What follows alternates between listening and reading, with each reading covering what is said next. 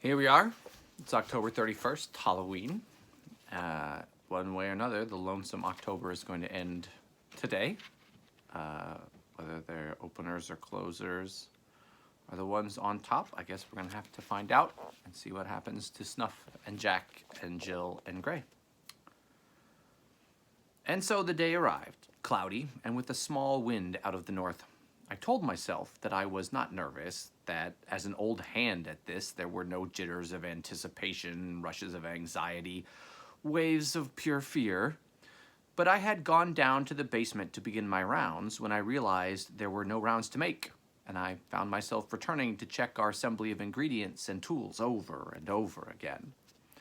Finally, I went out and visited Larry's place. He was gone from his grove, and the house seemed empty.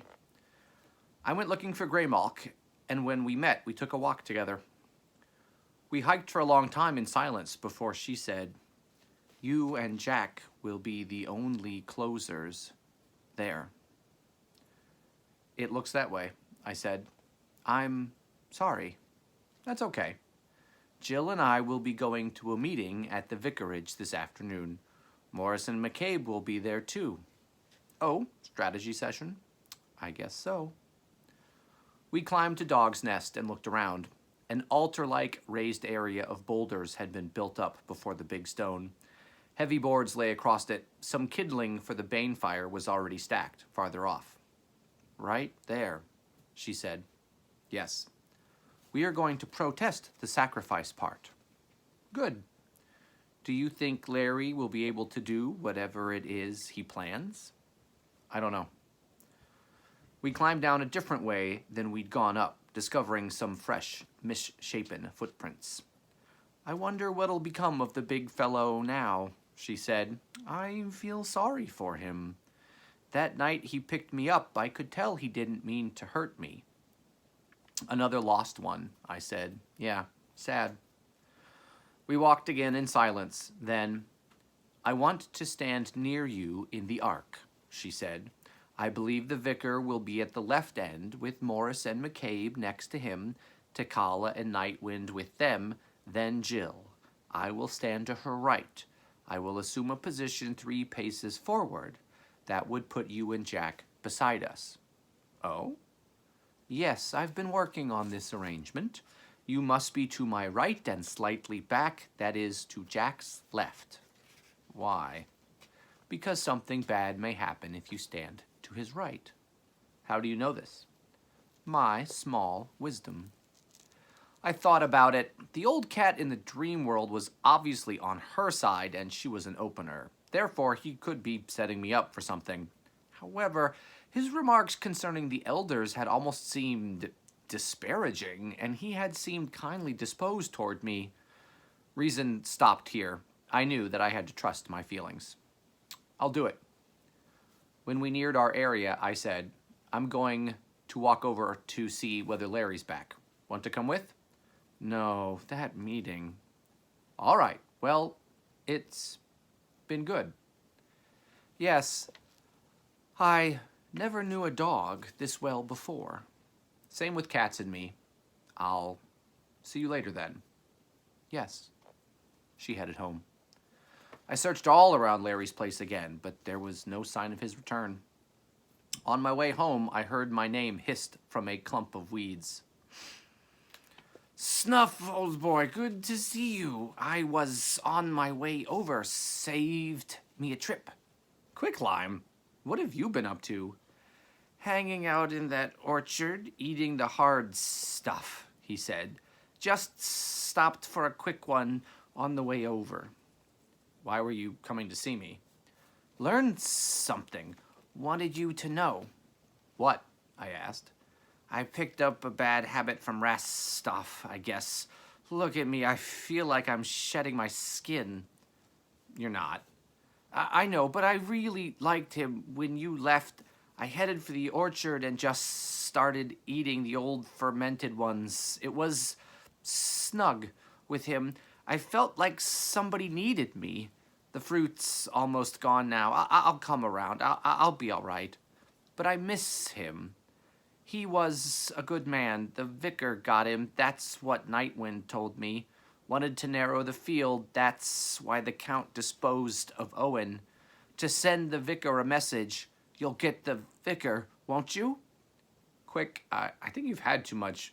Owen was killed after the Count was staked. Clever, isn't he? That's what I was coming to tell you. He's fooled us. He's still around. What? How? When I reached the peak of my indulgence the other night, he replied, I suddenly felt terribly lonely. I didn't want to be alone, so I went looking for someone, something, lights, movement, sounds. I went over to the gypsy camp, which was perfect.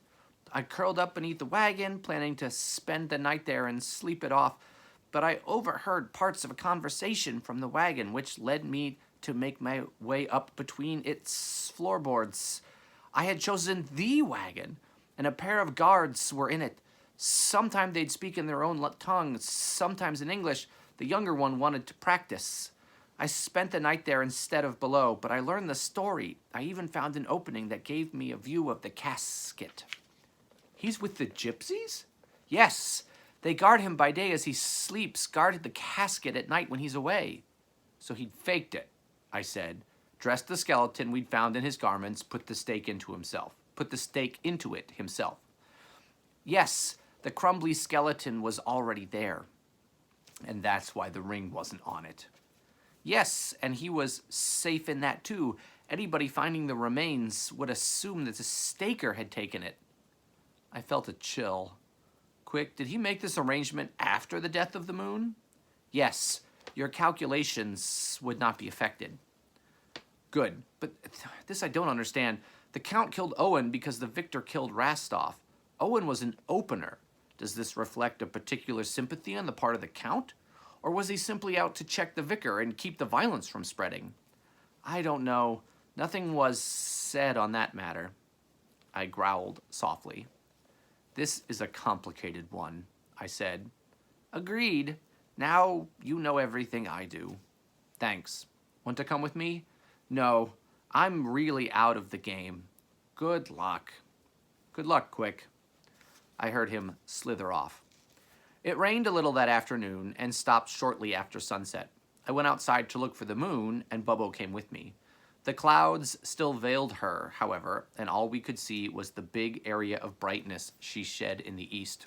The wind blew chill. So this is it, Bubbo said. By morning it will all be decided. Yes. I wish I could have been playing all along. A wish on the moon, I said. It may be true.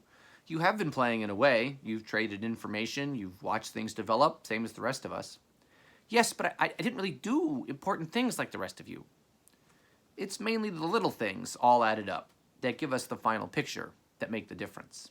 I suppose so, he said. Yes, it was fun. Do you think, could I possibly come with? I'd like to see it happen, however it goes. I'm sorry, I said. We couldn't be responsible for a civilian, too. I think this is going to be a rough one. I understand, he replied. I had guessed you'd say that, but I had to ask. I left him there after a time, watching the sky. The moon was still hidden. And so we left before midnight. Of course, Jack and I, he in a warm coat and carrying a satchel containing the equipment. Under his other arm, he bore a few small logs for the fire. We left without bothering to lock the door. The sky was beginning to clear overhead, though the moon was still masked. There was sufficient light just from its glow-through, however, to show our way clearly. There was a chill, damp breeze at our backs.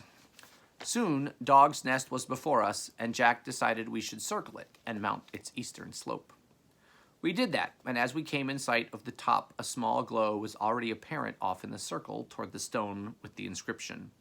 Moving nearer, we saw that Vicar Roberts and Morrison McCabe were tending a small fire that had obviously just gotten going, nursing it to achieve greater compass. The vicar's ear was unbandaged now, and the light showed through 2 high perforations in it. The heap of kindling was much larger than when Greymalk and I had been by earlier. The Bane fire is a necessary part of our business. It goes all the way back into the misty vastness of our practices. Both sides require it, so in this sense it is a neutral instrument. After midnight, it comes to burn in more than one world, and we may add to it those things which enhance our personal strengths and serve our ends. It attracts otherworldly beings sympathetic to both sides, as well as neutral spirits who may be swayed by the course of the action. Voices and sights may pass through it, and it serves as a secondary supportive point of manifestation to whatever the opening or closing object may be. Customarily, we all bring something to feed it, and it interacts with all of us through the ritual. I had urinated on one of our sticks, for example, several days earlier. There are times when players have been attacked by its flames. I can recall an instance where one was defended by a sudden wall of fire it issued. It also is good for disposing of evidence. It comes in handy on particularly cold nights, too. "Good evening," Jack said as we approached, and added his contribution to the wood pile. "Good evening, Jack," the vicar said, and Morris and McCabe nodded. Lynette lay on her back upon the altar, head turned in our direction, eyes closed, breathing slow, well drugged, of course. She had on a loose white garment, and her dark hair hung loose. I looked away. Obviously the protest had been overridden. I sniffed the air. No sign of Jill or Greymalk yet.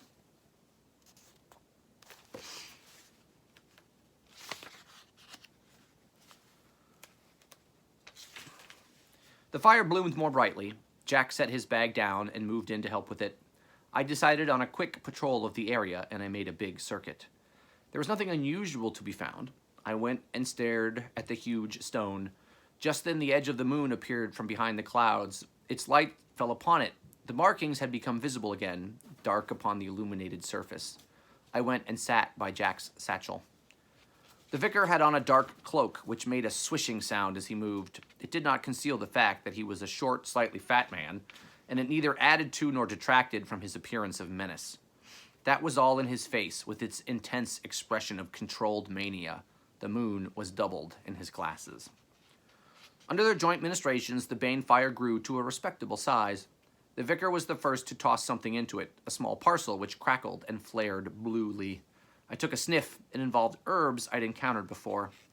Morris added 2 parcels, which I could tell involved bones. Jack added a very small one, which produced a green flash. I tossed in one of my own, along with the piston stick. The moon slid completely free of the clouds. The vicar went and stared at the inscription, not even glancing at his stepdaughter. Then he backed away, turned to his left, took several paces, halted, turned back to the stone. He adjusted his position slightly, then scuffed at the ground with his boot heel. "I will position myself here," he said, glancing at Jack. "I have no objection," Jack said. "Your associates will be to your right, I presume." "That is what I had in mind. Morris here, McCabe to his right, then Jill," he said, gesturing. Jack nodded, just as a dark shape swept past the face of the moon. Moments later, night wind dropped out of the sky, coming to rest atop the wood pile. "Hello, Snuff," he observed. "Care to switch?" "No, thanks. Yourself?" He did one of those unusual rotations of his head. "I think not, especially when we outnumber you in all respects." Shortly, Takala swept in with a caw, landing upon the vicar's left shoulder. "Greetings, Nightwind," she said. "A good game to you, sister." She looked at me and looked away. She said nothing. Neither did I. Everyone added more kindling and more ingredients to the fire. Finally, a pair of fairly large logs were set upon it. Many colored flames played about them, and soon the logs darkened and the fires danced upon their surfaces. A mixture of odors reached me as powders, bones, herbs, fleshy samples of anatomy, both human and other, were added. A few vials of liquid were also dumped upon it to smolder and produce heavy, crawling ropes of smoke, to flare brightly, briefly. Within the crackling, I seemed to hear a subliminal whispering beginning. I heard Jill's footsteps mounting the northern slope long before she appeared. When she did, she was hard to distinguish against the night for several moments, as she had on a hooded black cloak over a long black dress. She looked taller, more slim, and she carried Greymalk, though she set her down immediately when she achieved the level area. "Good evening," she said in general. All 4 men responded. "Hello, Snuff," Greymalk said, coming up beside me. "It's a good fire already." "Yes. As you can see, you were overridden. Did you Find Larry? No. Oh my. There is a backup plan, I said, and Nightwind came by just then to greet Greymalk. I felt a strong desire to howl at the moon. It was just such a howlable moon, but I restrained myself. The smell of incense reached me. Jill had begun casting parcels into the banefire. The moon moved nearer to mid-heaven. How will we know when it is time to begin? Greymalk asked me. When we can talk with the people. Of course. How's your back? It's all right now. You look fit. I'm fine. We watched the fire for a time. Another log was added, and more packets. The smell became a sweetly seductive bouquet. The flames leapt higher now, changing colors regularly, flickering in the wind. Sharp, tinkling, musical sounds came sporadically from their midst, and the sound of voices rose into and out of audibility. Looking away from it, my gaze was attracted by a new light source. The inscription was beginning to glow. Overhead, the moon had reached mid-heaven. Jack, can you hear me? I called. Loud and clear, Snuff. Well met by moonlight. What's on your mind? Just checking the time, I said. Suddenly, Nightwind was talking to Morris and McCabe, to Kala, to the vicar. I guess it is time, Greymalk said, to take our places. It is, I replied. She went off to collect Jill, who was tossing a final packet into the fire. The air was distorted above its colored flames now, as if it were burning in more than one place simultaneously, and in the shimmering area just about it, one could catch glimpses of some of those other places. From somewhere to the north, I heard the howl of a wolf. The vicar went and stood at the spot he had indicated. Morris and McCabe moved up to take their positions on his right. Nightwind stood atop a rock between them. Then Jill moved to stand beside McCabe, Greymalk next to her, but 3 cat paces forward. I went and stood near her, Jack to my right. The line was bowed out away from the big stone, with Jack and the vicar across from each other. Lynette dozed on the altar about 10 feet in front of me. From somewhere within his cloak, the vicar removed the pentacle bowl, which he placed on the ground before him. Then he withdrew the Al-Hrazad icon, which he propped up against a rock to his left, facing the glowing stone. Nightwind moved to a new position back behind the pentacle. The openers always began things, as the closer's work is purely reactive. Jack's satchel to his right was already open from the removal of various ingredients for the banefire, but he leaned in and spread its mouth fully for easy access. McCabe knelt and spread a piece of white cloth upon the ground before him. As it was windy, he weighted its corners with 4 small stones. Then from an ornate sheath which hung upon his belt beneath his jacket, he drew a long, thin blade, which looked to me like a sacrificial knife, and he placed this upon the cloth, point toward the altar. Then the moon went out. We all looked upward as a dark shape covered it, descending, rushing toward us. Morris shrieked shrilly as it fell, changing shape as if dark veils swam about it. And then the moon shone again, and the piece of midnight sky which had fallen came to earth beside Jack. And I saw that vision-twisting transformation of which Greymalk had spoken. And here, there, a twist, a swirl, a dark bending, and the Count stood at Jack's side, smiling a totally evil smile.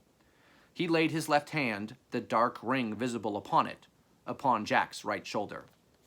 I stand with him, he said, to close you out. Vicar Roberts stared at him and licked his lips. I would think one of your sort more inclined to view things on our side of this matter, the vicar stated. I like the world just as it is, the Count said. Pray, let us begin. The vicar nodded. We shall, he said, to its proper conclusion, with the gate thrown wide. The Count tossed a twig and several small parcels into the flames.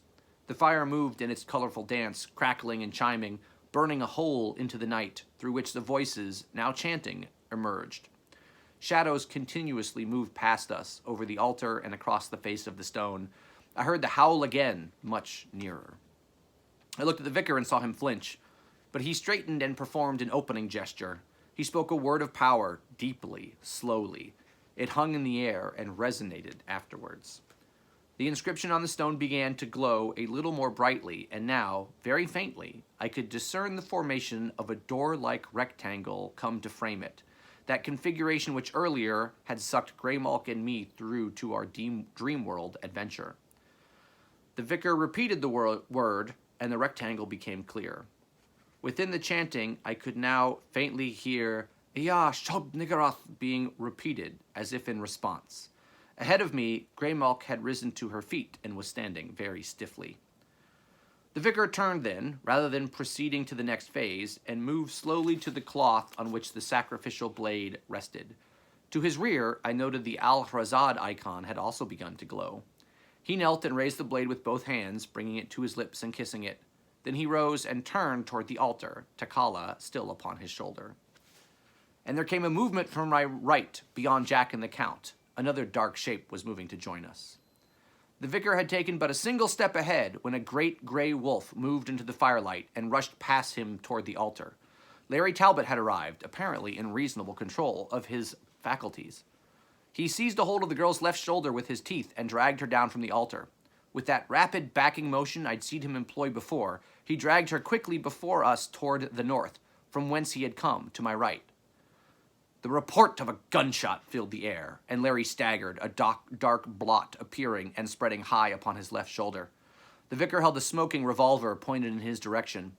Larry continued moving almost immediately, however, and the vicar fired again. This time there was blood on the top of Larry's head, and he uttered a moaning sound as his jaws fell open, and Lynette dropped to the ground. Larry slumped forward then, and the shiftings of firelight and shadows swam over him. The chanting continued against the strange music. The vicar pulled the trigger again. There followed a clicking sound from the pistol, but no discharge. Immediately he drew it near and worked the hammer. Suddenly, as he released it, there was a sharp report, and the round kicked up dirt near the south end of the altar. The vicar hurled the weapon to the ground, perhaps having only cast 3 rounds, homemade bullets. "Get her back to the altar," the vicar ordered. Morris and McCabe immediately departed their positions and moved toward the supine girl. Larry's sides were still heaving heavily, and his eyes were closed. There was a lot more blood on his head, neck, and shoulder now. "Stop," the Count said. "Players are forbidden to move a sacrifice once the ceremony is in progress." The vicar stared at him. Morris and McCabe halted, looked back and forth between the Count and the vicar. "But I have never heard of such a restriction," the vicar said. "It is part of the tradition," Jack stated. "There must always be a small, even if only symbolic, exit open to a sacrifice in this. They may go as far as they can. They may be stopped. The place where they fall becomes the new altar. Do otherwise, and you destroy the pattern we have created. The results could be disastrous." The vicar pondered it for a moment, then said, "I don't believe you. You're outnumbered. It's a closer's bluff to make things more awkward for me. Morris, McCabe, put her back." The Count stepped forward as they advanced. "In a case such as this," he said, "the opposing parties are permitted to resist the desecration." I heard heavy clumping footsteps in the distance, but they seemed to be passing by the hill rather than approaching it. Morris and McCabe had hesitated, but then they moved forward, reaching for Lynette. The Count flowed forward. No single limb seemed to stir, but suddenly he was there beside them. Then he raised his arms out to the sides, his cloak dependent therefrom, and he moved them forward, completely engulfing the men within its folds. He stood thus for only an instant, arms across his chest, before a succession of snapping sounds could be heard. He opened his arms, and they fell to the earth to lie at odd angles, blood emerging from their ears, noses, and mouths. Their eyes were wide. They did not breathe. "You dare!" the vicar cried. "You dare to touch my people?" The Count turned his head slowly, raising his arms again. "You presume," he said, "to address me so." He flowed toward the vicar, but much more slowly. The music came clearer and clearer, the chanting louder, the inscription brighter, and as he moved, I beheld a silent form in the shadows to my right, whose presence had first reached me in the form of his scent, which I recognized from an encounter in the woods by moonlight. He approached soundlessly, the stranger wolf who had known my name earlier. The vicar's hand snaked out from beneath his cloak, casting something toward the Count. Immediately, the flowing ceased, and the Count stiffened, In the meantime, shielded from the vicar's view by the Count's body, the stranger wolf entered the firelight, took a hold of Lynette's shoulder, and continued what Larry had begun, dragging her back into the darkness. The Count was suddenly less than graceful. He swayed. He took an awkward step toward the vicar, whose hand dipped beneath his own cloak to emerge and repeat whatever he had done. "What is this?" the Count asked, reeling toward the vicar, who retreated before him. Then the Count fell. "Dirt from one of your own caskets," the vicar replied, "mixed with pieces of my altar's church stone relic, left over from more papish times. Fingerbone of St. Hilarion, according to the records. You require your consecrated soil, but over-consecration is like a difference between a therapeutic and a debilitating dose of strychnine. Do you not agree?" The Count muttered a reply in a foreign language as the wolf disappeared with Lynette, and I realized that, from all his talks with Larry, plus his knowledge of drugs and the samples he'd obtained, he had succeeded several days ago in developing his own ideal dosage, and that I had just witnessed the great detective's greatest disguise yet. I howled a "well done" into the night. Later, a "good luck" came back to me. The inscription glowed brilliantly now. Whether the deaths of Morris and McCabe had contributed to this was hard to tell. The vicar looked up and saw that Lynette was gone. He glared at Jill. "You should have told me," he said. "I didn't notice until now," she replied. "Neither did I," said Nightwind. The vicar picked up the sacrificial knife which he had dropped, moved back to his position, and drove the blade into the ground at his feet. He straightened then, repeated the word of power, and said another. Immediately his face became the snouted, tusked visage of a boar with a shredded ear. This lasted for perhaps a minute before Larry's eyes opened. He turned his head, saw that Lynette was gone, looked immediately to the altar, saw that she was not there either. He tried to rise, failed. I wondered how serious his condition was. True, there was a lot of blood, but head wounds are often like that. Even a silver bullet still has to hit something major. Larry tried to crawl forward, succeeded in moving perhaps half a foot, paused, and panted. The vicar spoke another word. Greymalk was suddenly striped like a small tiger. This too passed quickly. Takala was starting to look a lot like a vulture. Suddenly, Jill was an ancient hag, bent far forward, hooked nose almost touching her jutting chin, strands of white hair hanging down about her face. I glanced at Jack and saw that he suddenly wore the shaggy head of a great brown bear, yellow eyes staring forward, saliva running from the corners of his mouth. Looking downward, I saw that my fur was blood red and moist, and I felt as if horns had jutted from my brow. I had no idea what I might resemble, but Greymalk drew back in alarm. The boar spoke again, and the word rang like a bell in the chill air. The Count was suddenly a skeleton wrapped in black. Something unseen passed high overhead, laughing like a demented child. Pale mushrooms sprang up all around us, and a shifting of breezes brought me sulphurous scents from the fire. A green liquid flowed outward from that blaze, spreading in bubbling streams. The chanting now seemed to contain all of our names. McCabe had become a woman whose painted face began to peel off in long strips. Beside him, Morris was now an ape, his long hairy arms reaching to the ground as he leaned to rest upon his knuckles. His mouth was wide open, showing an enormous expanse of teeth and gums. Larry was now a bleeding man sprawled upon the ground. The air before us shimmered and became a mirror, giving this entire prospect back to us. Then our reflected heads detached themselves and drifted leftwards. It was a strange feeling, passing out of one and into another, for I seemed unmoved, though I felt the sudden weight of the bear head, saw the hogs drift by to settle on Jack's shoulders. Greymalk suddenly wore an overly large horned demonic one, Jill a small striped cat's head, and so on along our crescent. Then the body shifted to the right, and I was a cat with a bear's head, lying flat because of its weight, my heart thudding like a steam engine. Jack had become a boar-headed demon. Again, the laughter rang from somewhere overhead. If I were not my body or my head, then what was I? Sprawled there among those mushrooms and the stench, another wave of chanting rolling into my ears? Illusion. It must all be illusion, mustn't it? I never knew before, and I still don't know. The mushrooms blackened, shriveled, and fell when the hot green flow reached them. Our images in the mirror wavered, became splashes of our dominant colors flowed together. I looked upward again, but everything was hazy. Upward, At some half-noted change, the moon had gone blood red and was dripping upon us. A shooting star cut past, and then another, and then another. Soon multitudes of them fell and rained down from the heavens.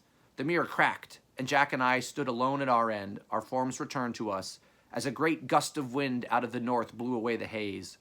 The others came clear, also restored in their pieces of the reflection. The starfall lessened, the moon grew pink, then turned back to butter and ivory. I sighed and held my place, felt Greymalk's gaze pass over me. The green tendrils from the fire began to congeal, lava-like. For a moment, I seemed to hear a collection of animal sounds from within the flames. Baas, nickers, whinnies, whimpers, a sharp barking, several varieties of howling, the coughing of a giant cat, a croaking, a mewling cry. There followed a stillness, save for the fire's own cracking and snapping. I felt a familiar tingling in the air. The time had come for the opening. I glanced at Jack and could tell that he felt it too. Larry had dragged himself another foot forward. I was looking at the vicar as he spoke the final word. I saw the Count's left hand twitch, but apparently the vicar did too, and he stooped and raised the pentacle. Something dark fled forth from the Count's ring, but the vicar caught it in the pentacle bowl, and it was reflected off into the night. It was probably too late for killing the man anyway, for the opening was definitely beginning. The vicar stooped again, raised the icon, and placed it upon the Count's chest. The ring did not flare again. All in all, as I regarded both Larry and the Count, I was forced to a sort of grudging respect for the fellow. He was much better at his business than I'd have guessed. "Jill," he called out, "use the wand now." Jill reached into her cloak, produced the wand, and raised it. Oddly, the glowing brightness of the stone stuttered for a moment. Jack had his wand out in an instant, raising it and training it upon the same target. I heard the heavy footsteps again, this time approaching us. The rectangle began to brighten once more, and a great depth occurred within it, swimming with colored lights. The cries from the bane fire grew louder and louder. "Yah Shub-Niggurath, hail to the black goat!" The music also increased in intensity, and the moon blazed like a beacon overhead. Larry began dragging himself farther along. The experiment man came into view, off to the right, headed toward us. I glanced at Jack. Beads of perspiration had formed upon his brow. I could tell he was pouring every bit of his will and spirit into the wand, but the opening continued. The experiment man lumbered up to us. "Pretty kitty," he said, pausing in front of Jack, which might have killed anyone else, but he already smelled of death and seemed aware of nothing untoward. Suddenly the opening was arrested. The gateway lost some of its depth. The experiment man stooped and quickly snatched up Greymalk. "Pretty kitty," he repeated. Then he turned and walked away in the direction whence he had come. "Put me down," she cried. "I can't leave now." He sat down just beyond the firelight and commenced petting her. Larry continued his crawl, steady now. Depth returned to the gateway. I thought I saw a tentacle stir within it. Then something large and amorphous seemed to be drifting our way. "This isn't working well," I heard a small voice say. I sought its source. Bubbo's head had emerged from the left side pocket of Jack's coat. "Bubbo, what are you doing here?" I asked. I had to see it," he said, "to learn whether, what I'd done was right. I'm not so sure now." Yep, that was a tentacle extending from the dark, approaching mass, reaching for the entrance of the gateway. "What do you mean?" I asked. "I'm a pack rat," he said. "I thought you were outnumbered and outgunned, and I wanted your side to win, so I did the only thing I know how." "What?" I asked, already beginning to guess. The dark mass was much nearer, and I smelled a deep reptilian musk. The experiment man had put down Greymalk and risen. He was approaching us again. Larry had moved much farther to my left. A tentacle emerged from the gateway, groped about, located Morris's right foot, wrapped around it, and dragged him back inside. A moment later, it returned for McCabe. Slurping sounds followed. "I fixed it so they'd defeat themselves after they disposed of you," Bubbo said. "How?" There was a great mass of tentacles now, all of them writhing toward the gateway. "I sneaked about last night," Bubbo said, "and I switched the wands." I seemed to hear the odd sounds of a cat's laughter. It's so hard to tell when they're smiling. The old cat hadn't been telling me to fetch a stick. Carpe baculum, seize the wand. I sprang into the air, catching it in my teeth, twisting it out of Jack's grip. I could see the astonished expression on his face as I did so. A terrible wind began to blow past us. I heard the vicar cry, "No!" Tekala sprang up from his shoulders, wings beating. Turning my head, I saw the gateway was rapidly closing. There followed a roar Growler would have been proud of as Larry leapt at the vicar. They rolled upon the ground, passing right over the Count, knocking the icon from his breast. Then the mighty wind caught them, and they were carried toward the closing gateway and on through it. Jill looked puzzled as she continued to wield the closing wand, hair and cloak streaming forward. Jack had braced himself.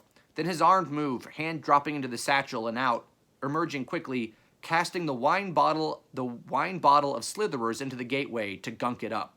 He grinned at me. "Any port in a storm," he observed. I felt the wind pushing me forward. Nightwind was trying to get behind a rock. Then the experiment man came up and halted before us, and the pressure was suddenly eased. "The Count," he said. Had Greymalk sent him after our ally? "That man on the ground," I replied. "Take him away." He stomped past us, swaying but holding his own against the wind. He stooped and caught a hold of the supine figure and raised it in his arms. I glanced at the gateway. It had already grown somewhat darker. The fire, scattered, flamed at a dozen small points, glowed from as many more. A few of those faded and winked out as I watched. Jill stared at the wand that she held, and I could read the realization coming into her expression. I heard Greymalk's voice from the shadows. "Come on," she cried. "Let's get the hell out of here." Bubbo had already ducked back out of sight into Jack's pocket as we moved to take her advice. A single note, as of a crushed crystal goblet, filled the air. The stone was blank again. Abruptly, the winds ceased. The voices had already died away. We made our way northward toward the slope. Overhead, the moon seemed enormous. "Let's go," Greymalk urged, and we came up beside her, and she was right. The hilltop would remain dangerous until dawn. I turned and looked back in time to see the experiment man start down the southern slope, carrying the Count. "Hi, Cat," I said. "I'll buy you that drink yet." "Hi, dog," she said. "I think I'll let you." Jack and Jill went down the hill, and Gray and I ran after. So did he write the whole book for that little piece of wordplay at the end? I don't think so. He definitely put that in there. But there we go. This video is already very long, but that is A Night in the Lonesome October by Roger Zelazny. One of the last books he wrote before he died, and maybe the last book he wrote before he died. I recommend that if you like this, look up other stories by him. He has great collections of short stories, Unicorn Variations, Frost and Fire. He has another wonderful standalone novel called Lord of Light, and he is most known for his 10-book decalogy, 9 Princes in Amber. It's no Wheel of Time. The novels are actually very short. You can get through them in a reasonable thing. I like him. He writes interesting characters. He does dialogue well. It's very kind of down to earth, kind of what you would expect normal people to say, even if they're in not normal situations. But happy Halloween, everybody.